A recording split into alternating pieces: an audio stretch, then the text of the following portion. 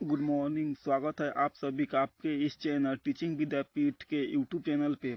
Bihar ITI 2019 में पूछे गए समान ज्ञान के क्वेश्चन आज हम देख पाएंगे, जिसमें पहला क्वेश्चन है विश्व पर्यावरण दिवस किस तिथि को मनाया जाता है। ए में दिया है 5 जून, बी में दिया 2 अक्टूबर, सी में दिया 10 नवंबर और डी में दिया है 19 नवंबर। आंसर हो जाएगा इसका इसका आंसर बताने का आप लोग कोशिश करेंगे। जो विश्व पर्यावरण दिवस है वो किस दिन मनाया जाता है, किस दिन मनाया था, आप लोग जल्दी जल्दी इसका आंसर करेंगे। इसका आंसर हो जाएगा 5 जून। विश्व जो पर्यावरण दिवस होता है हम किस दिन 5 जून को मनाते हैं। इसमें प्रत्येक व्यक्ति को एक पेड़ जरूर लगाना चाहिए। साल भर में जो पर्यावरण दिवस मनाया जाता है उसमें प्रत्येक व्यक्ति को एक पेड़ लगाना चाहिए।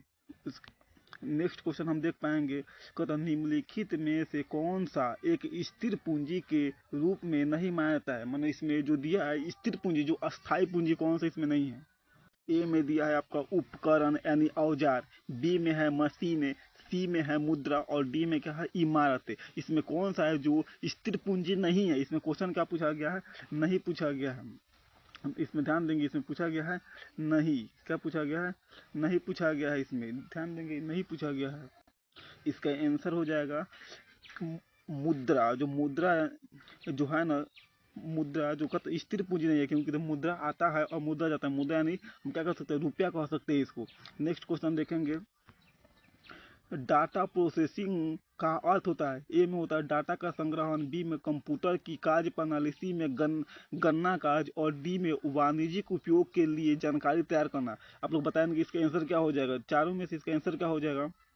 डाटा प्रोसेसिंग का अर्थ क्या होता है, जो भी डाटा होता है उसका अर्थ क्या होता है। तो इसका आंसर हो जाएगा आप लोग का डी हो जाएगा। क्या हो जाएगा आंसर आप लोग का डी हो जाएगा। जो भी हम वाणिज्य उपयोग के लिए जानकारी तैयार करते हैं, किससे करते हैं हम, डाटा प्रोसेसिंग के माध्यम से ही कर सकते हैं। इसका आंसर क्या हो जाएगा, डी हो जाएगा। नेक्स्ट क्वेश्चन देखेंगे, नीति आयोग की 80% से निम्नलिखित में से कौन सा संबंध नहीं है।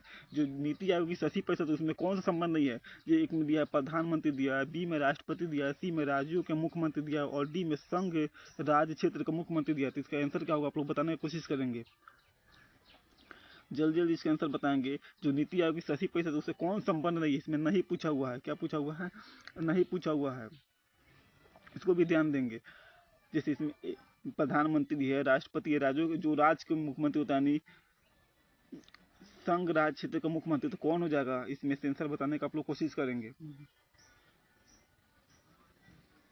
तो इसका आंसर हो जाएगा हमारा बी हो जाएगा। जो राष्ट्रपति है, नीति आयोग 70% कहता है संबंधित नहीं होती है। नेक्स्ट क्वेश्चन देख पाएंगे, क्या कह रहा है, निम्नलिखित देशों में से कौन सा देश है म्यांमार के साथ थल सीमा साझा नहीं करता है। फिर इसमें भी क्या पूछा है, नहीं पूछा हुआ है। इसका भी ध्यान देंगे, क्या पूछा है, नहीं पूछा हुआ। तो कौन सा ऐसा देश है जो म्यांमार के साथ थल सीमा साझा नहीं करता है। जैसे ए में दिया है बांग्लादेश दिया है, बी में भारत दिया हुआ, सी में कम्बोडिया दिया हुआ और डी में क्या दिया है, लाओस दिया है। तो कौन सा ऐसा मैंने देश है जो म्यांमार के साथ का थल सीमा साझा नहीं करता। इसका आंसर आप लोग बताएंगे, जल्दी जल्दी आंसर बताएंगे।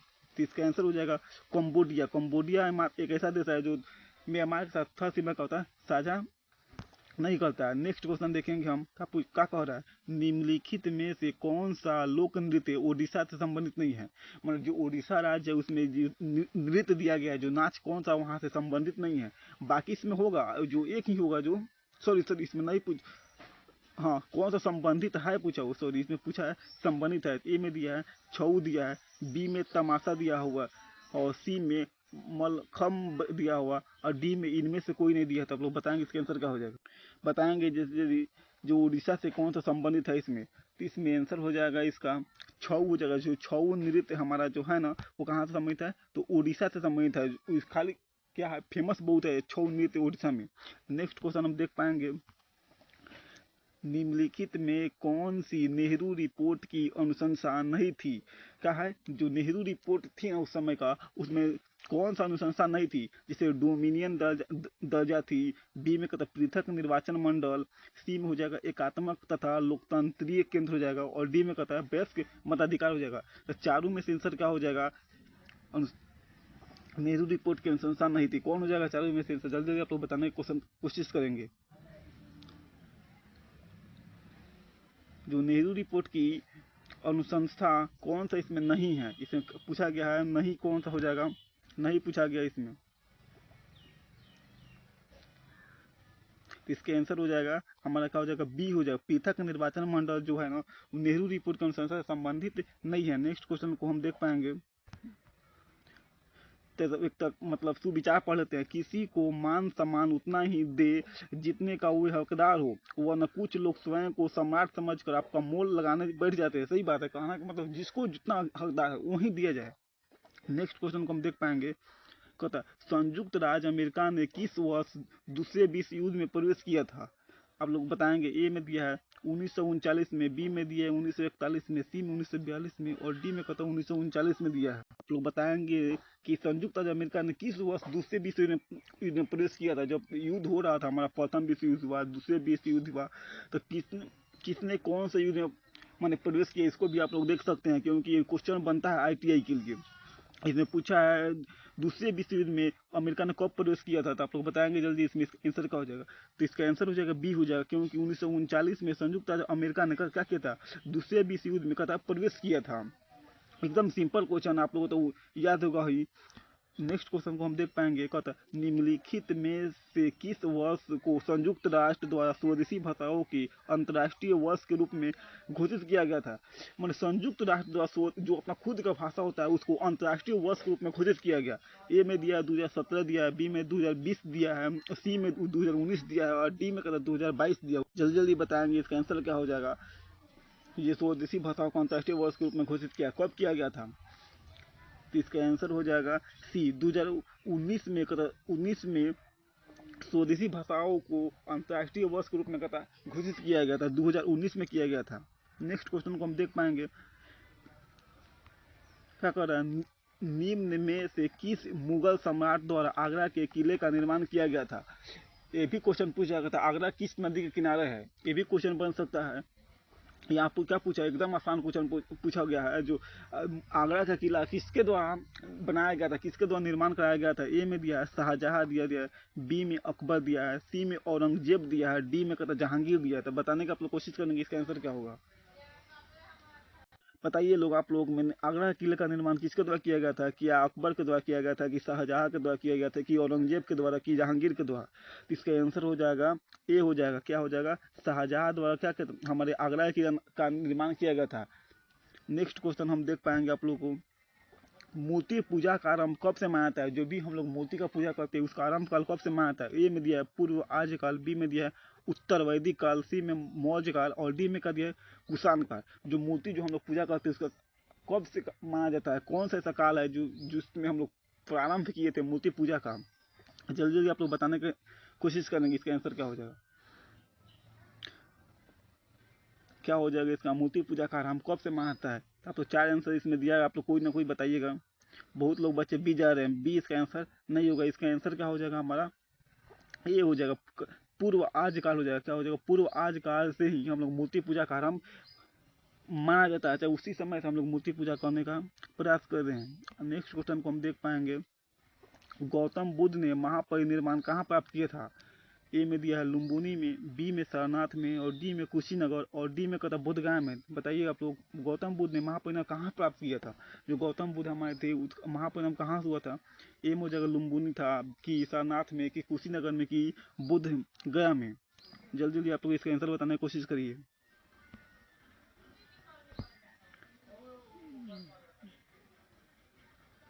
तो इसका आंसर हो जाएगा सी, गौतम बुद्ध ने कुशीनगर में कहता महापरिनिर्वाण प्राप्त किया था। नेक्स्ट क्वेश्चन को हम देख पाएंगे, किसे आधुनिक भारत का जनक कहा जाता है। बताइए आप लोग जल्दी जल्दी, किसे आधुनिक भारत का जनक होता है, जो मॉडर्न मॉडर्न कहा था किसे। ए में दिया लाला लाजपत राय को, बी में दिया महात्मा गांधी को, सी में राजा राम मोहन राय और डी में दिया भगत सिंह। जल्दी जल्दी आप लोग इसका आंसर बताने की कोशिश कीजिए, किसे आधुनिक भारत का जनक कहा जाता है। जल्दी जल्दी बताइए लोग, किसे आधुनिक भारत का जनक कहा जाता है। बताइए आप लोग, किसे आधुनिक भारत का जनक कहा जाता है, किसे कहा जाता है। आंसर आप लोग देने की कोशिश कीजिए, जल्दी जल्दी फटाफट आंसर दीजिए। तो इसका आंसर हो जाएगा हमारा क्या हो जाएगा सी, राजा राम मोहन राय को क्या कहता है, आधुनिक भारत का कहता है हम लोग जनक कहते हैं। क्या कहते हैं, आधुनिक भारत क्या कहते हैं, जनक कहते हैं। किसको कहते हैं, तो राजा राम मोहन राय को हम लोग कहते हैं। नेक्स्ट क्वेश्चन को देखेंगे, कहते हैं फ्रांसीसी क्रांति किसके शासनकाल में हुई थी? जो फ्रांसीसी क्रांति हमारी हुई थी तो किसके शासनकाल में हुई थी? ए में दिया हुआ है लुई 14वां है, बी में लुई 15वां, लुई 16वां और लुई 8वां। किसके शासनकाल में हुए थे? सबसे तो इसमें आपको देखने में लग जाएगा डी तो हमारा आंसर होगा नहीं। अब रहा आप लोग के सामने ए, बी और सी, तीनों में से आप लोग गेस कीजिए कौन सा इसका आंसर हो सकता है। जल्दी जल्दी आप लोग इसका आंसर देने की कोशिश कीजिए। फ्रांसीसी क्रांति किसके शासनकाल में हुई थी? क्या 14वां में हुई थी कि 15वां में हुई थी, कुछ 16वां में हुई थी, 8वां तो कोई शासनकाल हो भी नहीं किया था। तो आप लोग इसमें से आंसर देने की कोशिश करें।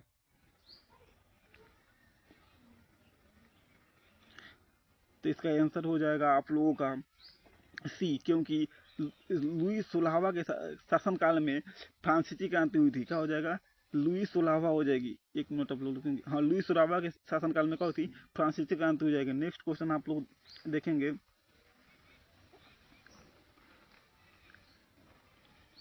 बहावी आंदोलन का मुख्य केंद्र था, जो बहावी हमारा आंदोलन हुआ था उसका मुख्य केंद्र कौन था?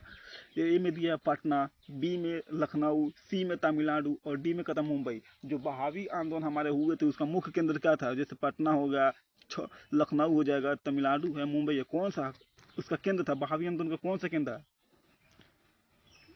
जल्दी जल्दी आप लोग इसका आंसर दीजिए। बी नहीं होगा, बी इसका आंसर नहीं होगा।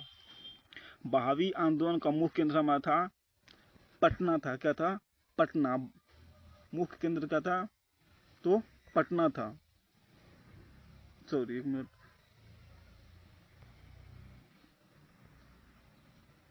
पटना था। जो बहावी आंदोलन हुआ था उसका मुख्य केंद्र ही था पटना था। नेक्स्ट क्वेश्चन को हम लोग देख पाएंगे। नेक्स्ट क्वेश्चन हम लोग देखने का कोशिश करेंगे। अब निम्नलिखित नदियों में से कौन सी एक बंगाल की खाड़ी में नहीं गिरती है? इसमें क्वेश्चन क्या पूछा हुआ? नहीं, मन कौन सा इसमें चारों में से कौन ऐसा नदी है जो बंगाल की खाड़ी में नहीं गिरती है? जैसे ए में दिया है महानदी, बी में कावेरी, सी में ताप्ती और डी में कहता है गोदावरी। कौन सा ऐसा नदी है जो बंगाल की खाड़ी में नहीं गिरती है? आप लोग बताने की इसकी कोशिश करेंगे। ये भी आप लोगों से क्वेश्चन पूछ सकता है, कौन सा राज्य समूह बंगाल की खाड़ी की तरफ है? कौन सा राज्य है उसको बताएंगे आप लोग। बहावी बंगाल की खाड़ी में कौन सा इसमें जो नदी है नहीं गिरता है? तो इसका आंसर हम लोग का हो जाएगा सी हो जाएगा। ताप्ती जो नदी है जो बंगाल की खाड़ी में कहता नहीं गिरता है। नेक्स्ट क्वेश्चन हम देख पाएंगे। जो भी बच्चे बिहार ITI के लिए तैयारी करना चाहते हैं तो हमारी टीचिंग विद्यापीठ यूट्यूब चैनल को सब्सक्राइब कर सकते हैं। नेक्स्ट क्वेश्चन हम देखेंगे। क्या करा? किसकी विफलता के बाद स्वराज पार्टी बनाई गई थी? मतलब किसकी, कौन सा इसमें विफलता हुआ था जिसके बाद स्वराज पार्टी बनाई गई थी? ये भी पूछ सकता है किसके द्वारा स्वराज पार्टी बनाई गई थी। ए में दिया असहयोग आंदोलन, बी में सविनय अवज्ञा आंदोलन, सी में भारत छोड़ो आंदोलन, डी में चंपारण सत्याग्रह। आप लोग बताएंगे इसका आंसर क्या हो जाएगा? किसकी इसमें मतलब कौन सा विफलता हुआ था जिसके बाद कहता स्वराज पार्टी बनाई गई थी? चलिए आप इसका बताने की कोशिश करेंगे।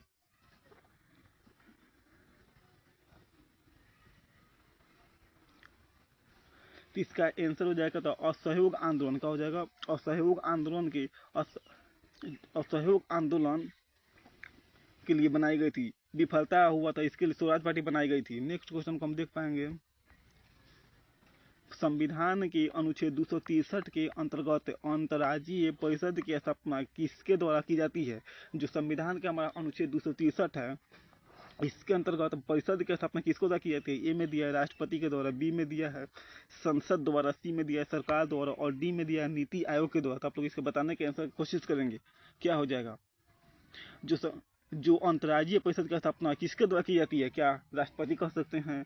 क्या संसद करता है? क्या सरकार करता है? क्या नीति आयोग करता है? क्या आंसर हो जाएगा? आप लोग बताएंगे, कोशिश करेंगे। तो इसका आंसर क्या हो जाएगा? राष्ट्रपति हो जाएगा। क्या राष्ट्रपति के द्वारा क्या किया जाता है?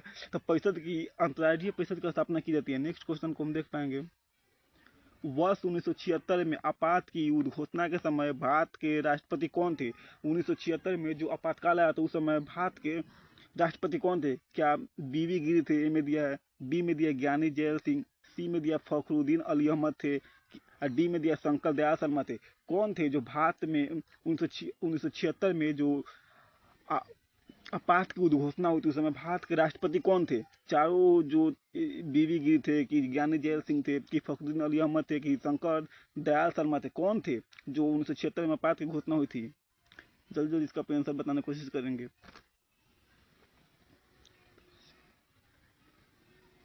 तो इसका आंसर हो जाएगा सी हो जाएगा, फखरुद्दीन अली अहमद थे।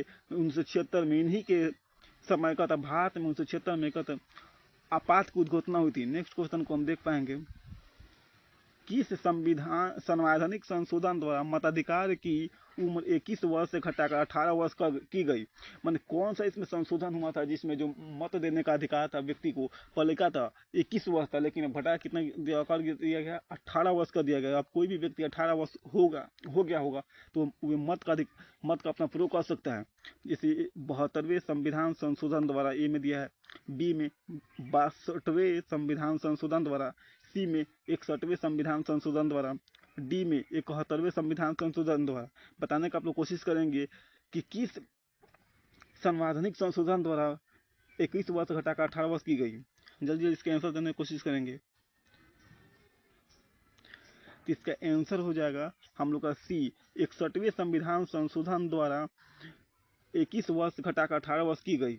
नेक्स्ट क्वेश्चन को हम देख पाएंगे, संविधान सभा के अस्थायी अध्यक्ष कौन थे? जो संविधान सभा होता है हमारा, उसका अस्थायी अध्यक्ष कौन थे? ए में दिया सच्चिदानंद सिन्हा, बी में डॉक्टर राजेंद्र प्रसाद, सी में डॉक्टर बी.आर. अम्बेडकर और डी में पंडित जवाहरलाल नेहरू। जो हमारा संविधान सभा तो उसका अस्थायी अध्यक्ष कौन? इसका आंसर हो जाएगा ए, सच्चिदानंद सिन्हा संविधान सभा के क्या थे? अस्थायी अध्यक्ष थे। इसका आंसर हो जाएगा हमारा क्या हो जाएगा? ए हो जाएगा इसका आंसर, सच्चिदानंद सिन्हा। नेक्स्ट क्वेश्चन को हम देख पाएंगे, क्या कह रहा है, निम्न में से किस उच्च न्यायालय द्वारा गंगा और यमुना नदी को जीवित सत्त्व का दर्जा देने का आदेश दिया गया था? माने कौन सा न्यायालय था जिसमें गंगा नदी और यमुना नदी को लिविंग इंटरेंट का दर्जा देने का आदेश दिया गया? क्या ए में दिया इलाहाबाद उच्च न्यायालय द्वारा, बी में दिल्ली उच्च न्यायालय द्वारा, सी में उत्तराखंड उच्च न्यायालय द्वारा और डी में पटना उच्च न्यायालय द्वारा? इसका आंसर आप लोग थोड़ा सा दिमाग लगाएंगे तो इसका आंसर दे सकते हैं। माने कौन सा न्यायालय द्वारा गंगा और यमुना नदी को जीवित घोषित किया गया था? ए में दिया है इलाहाबाद उच्च न्यायालय द्वारा, बी में दिल्ली उच्च न्यायालय द्वारा, सी में उत्तराखंड उच्च न्यायालय द्वारा और डी में पटना उच्च न्यायालय द्वारा। जल्दी जल्दी आप लोग इसका आंसर देने की कोशिश करेंगे। बताइए इसका आंसर क्या हो जाएगा? तो इसका आंसर हो जाएगा उत्तराखंड उच्च न्यायालय द्वारा गंगा और यमुना नदी को जीवित घोषित किया गया था। जो ये गंगा हमारी नदी है जो सबसे पवित्र मानी जाती है, एवं यमुना नदी को जीवित उत्तराखंड उच्च न्यायालय द्वारा क्या किया था? उसको घोषित किया गया था। स्टैच्यू ऑफ यूनिटी के प्रति श्रद्धांजलि है किसके? मन जो स्टैच्यू ऑफ यूनिवर्सिटी है किसके के प्रति श्रद्धांजलि दी जाती है? ए में महात्मा गांधी, बी में सरदार वल्लभ भाई पटेल, सी में पंडित जवाहरलाल नेहरू और डी में अटल बिहारी वाजपेयी। किसके प्रति हम श्रद्धांजलि देते हैं? Statue of university. जल्दी जल्दी आप बताने की कोशिश कीजिए। जो स्टैच्यू ऑफ यूनिवर्सिटी है, इनमें किन महापुरुषों को द्वारा हम श्रद्धांजलि देते हैं? कि महात्मा गांधी हैं, कि सरदार वल्लभ भाई पटेल हैं, कि पंडित जवाहरलाल नेहरू हैं, कि अटल बिहारी वाजपेयी हैं? जल्दी जल्दी इसका आंसर देने की कोशिश कीजिए लोग।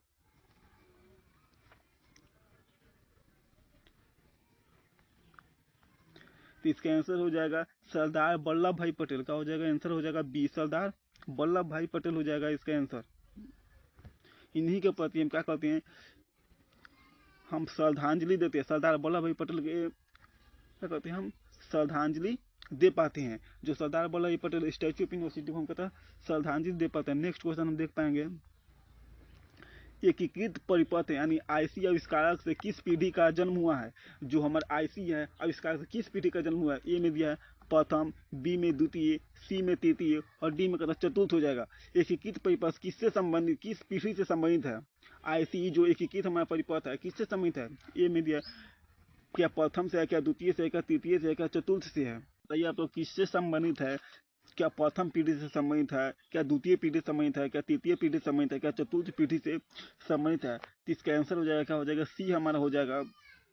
जो ICA का था हमारा तृतीय तृतीय तृतीय पीढ़ी से क्या है, संबंधित है। सॉरी, जो एकीकृत परिपथ क्या है, तृतीय से संबंधित है। नेक्स्ट क्वेश्चन को हम देख पाएंगे, क्या करा, निम्नलिखित में से किस वर्ष प्रधानमंत्री ग्राम सड़क योजना शुरू की गई थी। जो प्रधान मान कौन सा ऐसा वर्ष था जिसमें जो प्रधानमंत्री ग्राम सड़क योजना, जो हमारे गाँवों में जो सड़क बन पाती है, किसके अंतर्गत बन पाती है, तो प्रधानमंत्री ग्राम सड़क योजना के अंतर्गत बन पाती है। तो उसको किस वर्ष लागू किया गया था। क्या ए में है 1988, बी में 2000, सी में 2002 और डी में क्या हो जाएगा 2004 हो जाएगा। तो इसका आंसर क्या हो जाएगा, आप जल्दी जल्दी बताने की कोशिश कीजिए। क्या जो हमें प्रधानमंत्री ग्राम सड़क योजना है, किस वर्ष इसको शुरू की गई थी।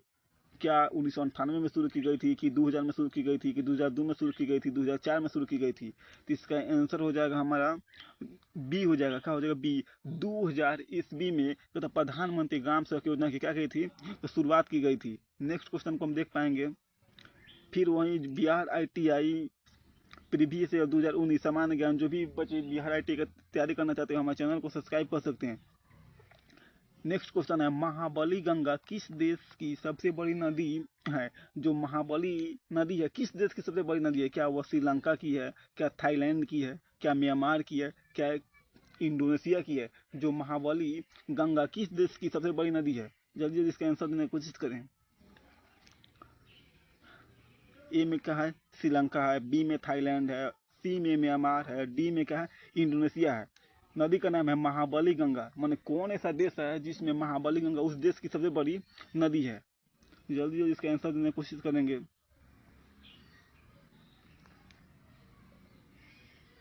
तो इसका आंसर हो जाएगा ए, श्रीलंका महाबली गंगा की सबसे बड़ी नदी है। नेक्स्ट क्वेश्चन को हम देख पाएंगे, क्या कर रहा है, सम्राट अशोक का एकमात्र उत्कीर्ण शिला रूपचित्र कहाँ पर पाया गया है। ए में दिया है सांची, बी में अमरावती, सी में कंगनहली, डी में अंजता। इसका आंसर बताने का आप लोग कोशिश करेंगे। जल्दी जल्दी आप लोग बताइए इसका आंसर क्या हो जाएगा। जो सम्राट अशोक का जो शिला है कहाँ पर पाया गया है। क्या सांची में पाया गया है, कि अमरावती में पाया गया, कि कंगनहली में पाया गया, कि अंजता में पाया गया। इसका आंसर क्या हो जाएगा।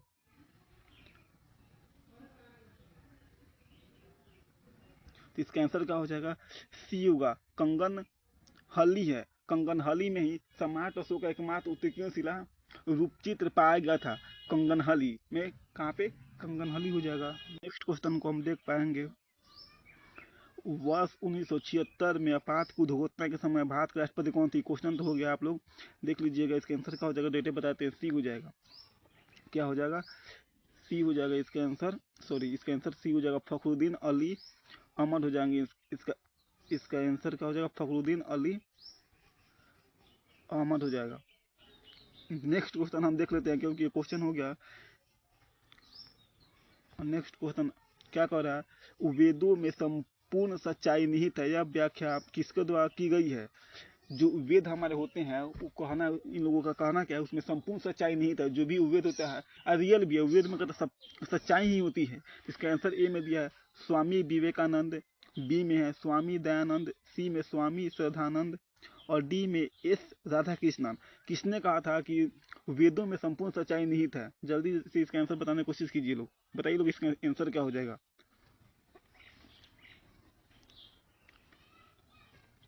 किसने कहा कि वेदों में संपूर्ण सच्चाई निहित है। तो इसका आंसर हो जाएगा हम लोग का बी हो जाएगा। क्या हो जाएगा, बी हो जाएगा। स्वामी दयानंद ने ही बताया कि वेदों में क्या संपूर्ण सच्चाई निहित है। नेक्स्ट क्वेश्चन हम देखेंगे, टीपू सुल्तान को ब्रिटिश सेना ने आंग्ल मैसूर युद्ध में पराजित किया था। क्या प्रथम युद्ध में किया था, क्या दूसरे में किया था, क्या तीसरे में किया था और क्या चौथे में किया था। इसका आंसर बताइए। जो टीपू सुल्तान को ब्रिटिश सेना ने, जो टीपू सुल्तान थे, जो ब्रिटिश की जो सेना थी, कौन सा युद्ध में उसको पराजित किया था। जल्दी जल्दी इसका आंसर बताइए।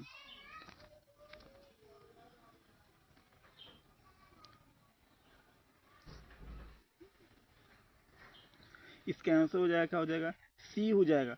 तीसरे तीसरे युद्ध में टीपू सुल्तान को ब्रिटिश सेना ने कहा था आंग्ल में इस युद्ध में क्या था, पराजित किया था, पराजित किया था। नेक्स्ट क्वेश्चन को हम देखेंगे, निम्न में से किस उच्च न्यायालय द्वारा गंगा और यमुना नदी को जीवित सतत्व का दर्जा देने का आदेश दिया गया था? ये भी क्वेश्चन मेरा हो गया, इसका आंसर हो जाएगा उत्तराखंड उच्च न्यायालय द्वारा इसका आंसर हो जाएगा। नेक्स्ट क्वेश्चन को हम देख पाएंगे, सतलज एवं काली नदियों के बीच हिमालय का कौन सा प्रादेशिक विभाग स्थित है? ए में पंजाब हिमालय, बी में कुमाऊं हिमालय, सी में नेपाल हिमालय और डी में क्या है, असम हिमालय। जो सतलज एवं काली नदिया के बीच में हिमालय का कौन सा प्रादेशिक भाग स्थित है, जो दोनों का बीच में कौन सा भाग स्थित है? जल्दी जल्दी इसका आंसर बताइए आप लोग।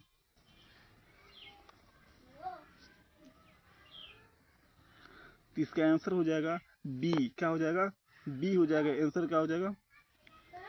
बी। जो कुमाऊं हिमालय है ना, सतलज एवं काली नदियों के बीच हिमालय का प्रादेशिक भाग स्थित है, जो कुमाऊं हिमालय है। नेक्स्ट क्वेश्चन को हम देख पाएंगे, निम्न में से कौन सा दर्रा सिक्किम राज्य में स्थित है? मतलब कौन सा ऐसा दर्रा है जो सिक्किम राज्य में स्थित है? ए में दिया है माना एवं नीति दर्रा, बी में नाथुला एवं जेलेपरा दर्रा, सी में सिरकी ला दर्रा और डी में ब्रूजिल एवं जोलीला दर्रा। कौन सा दर्रा जो सिक्किम राज्य में स्थित है, बताइए इसका आंसर क्या हो जाएगा? बताइए लोग, कौन सा दर्रा जो सिक्किम राज्य में स्थित है?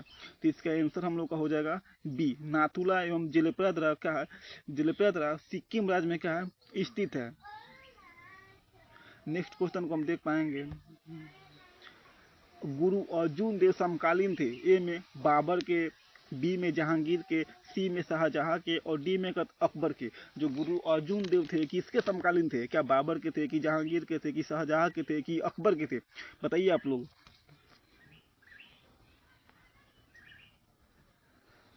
बताइए गुरु अर्जुन देव किसके समकालीन थे? जल्दी जल्दी इसका आंसर बताइए आप लोग।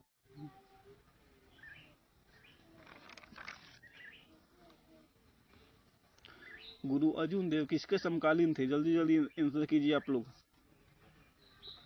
तो इसका आंसर हो जाएगा बी हो जाएगा। क्या थे? जहांगीर के सम गुरु अर्जुन देव समकालीन थे। किसके थे? तो जहांगीर के थे। नेक्स्ट क्वेश्चन को हम देखेंगे, Harry Potter and the custard child नामक पुस्तक किसने लिखी थी? जो हैरी पॉटर है पुस्तक किसने लिखा था? ए में है पैट्रिक सलकाइंड है, बी में एलेन फ्रैंक है, सी में जेके रोलिंग है और डी में क्या हो जाएगा, इलिन फेराल्डे है। क्या हो जाएगा इसका आंसर? जो Harry Potter and the custard child है किसने लिखा था? ये जो पुस्तक है किसने लिखी थी? इसका आंसर बताइए आप लोग, जल्दी जल्दी बताने की कोशिश करेंगे। जो Harry Potter and the Cursed Child जो पुस्तक थी, बताइए आप लोग इसका आंसर क्या हो जाएगा? Harry Potter and the Cursed Child नामक पुस्तक किसने लिखी थी? जो जेके रोलिंग ने लिखी थी। क्या किसने लिखी थी? जो जेके रोलिंग महोदय थे उन्होंने Harry Potter and the Cursed Child नामक पुस्तक को लिखी थी। नेक्स्ट क्वेश्चन को हम देख पाएंगे, कार्डामम पहाड़ी कहाँ स्थित है? जो कार्डामम पहाड़ी कहाँ स्थित है आप लोग बताइएगा। ए में जम्मू कश्मीर, बी में हिमाचल प्रदेश और सी में केरल और डी में क्या है, महाराष्ट्र है। जो कार्डामम पहाड़ी है कहाँ स्थित है? क्या जम्मू कश्मीर में है कि हिमालय में, हिमाचल प्रदेश में है कि केरल में है कि महाराष्ट्र में? जल्दी जल्दी आप लोग बताइएगा इसका आंसर क्या होगा। जो हमारा कार्डामम पहाड़ी है कहाँ स्थित है? ए में दिया था जम्मू कश्मीर, बी में हिमाचल प्रदेश, सी में केरल और डी में कहा है, महाराष्ट्र है। तो इसका आंसर हो जाएगा सी, केरल। केरल में कहा है कार्डामम पहाड़ी स्थित है। नेक्स्ट क्वेश्चन को हम देख पाएंगे, टीपू सुल्तान कोई तो हो गया था। नेक्स्ट तीसरे हो जाएगा, इसका आंसर देख लीजिएगा आप लोग। क्या हो जाएगा? तीसरे हो जाएगा। तीसरे विश्व युद्ध में टीपू सुल्तान को ब्रिटिश सेना ने आंग्ल युद्ध में कहा था पराजित किया था। नेक्स्ट क्वेश्चन को हम देख पाएंगे, भारत के राष्ट्रपति को पद और गोपनीयता की शपथ निम्नलिखित में से कौन दिलाता है? जो हमारे राष्ट्रपति होते हैं उनको जब चुन के जाते हैं तो उनको पद की गोपनीयता की शपथ निम्नलिखित में कौन दिलाता है? ए में दिया है उपराष्ट्रपति, बी में प्रधानमंत्री, सी में सर्वोच्च न्यायालय का मुख्य न्यायाधीश और डी में दिया है लोकसभा अध्यक्ष। कौन दिलाता है राष्ट्रपति को गोपनीयता की शपथ? कौन दिलाते हैं? जल्दी जल्दी आप लोग बताइएगा। जो हमारे राष्ट्रपति महोदय होते हैं उनके जो भी उनका पद होता है और गोपनीयता की शपथ निम्नलिखित में कौन दिलाते हैं? क्या क्या उप राष्ट्रपति दिलाते हैं? क्या प्रधानमंत्री दिलाते हैं? कि सर्वोच्च न्यायालय का मुख्य न्यायाधीश होते हैं? क्या लोकसभा अध्यक्ष होते हैं? मान लीजिए आप लोग का बी नहीं होगा तो आप लोग 3 आंसर बताइए, क्या उपराष्ट्रपति होगा, कि सर्वोच्च न्यायालय का मुख्य न्यायाधीश होगा, कि लोकसभा अध्यक्ष होगा? जल्दी जल्दी आप लोग इसका आंसर बताने की कोशिश कीजिए। तो इसका आंसर हो जाएगा सी हो जाएगा। जो लोकसभा के अध्यक्ष होते हैं ना वही राष्ट्रपति को पद और गोपनीयता की शपथ दिलाते हैं। नेक्स्ट क्वेश्चन को हम देख पाएंगे, हमारा लास्ट क्वेश्चन है, सम्राट अशोक का एकमात्र उत्कीर्ण शिला रूपचित्र कहाँ पे पाया गया? क्या सांची में, कि अमरावती में, कि कंचनहली में, कि अंजता में? ये भी रिपीटेड क्वेश्चन है, तो इसका आंसर हम बता देते हैं। जो कंचनहली है वहाँ पे सम्राट अशोक का एकमात्र उत्कीर्ण से पाया गया था। हमारा लास्ट क्वेश्चन। ऐसे ही वीडियो पाने के लिए हमारे चैनल को सब्सक्राइब कर सकते हैं एवं इसका नोट्स लेने के लिए हम व्हाट्सअप भी कर सकते हैं।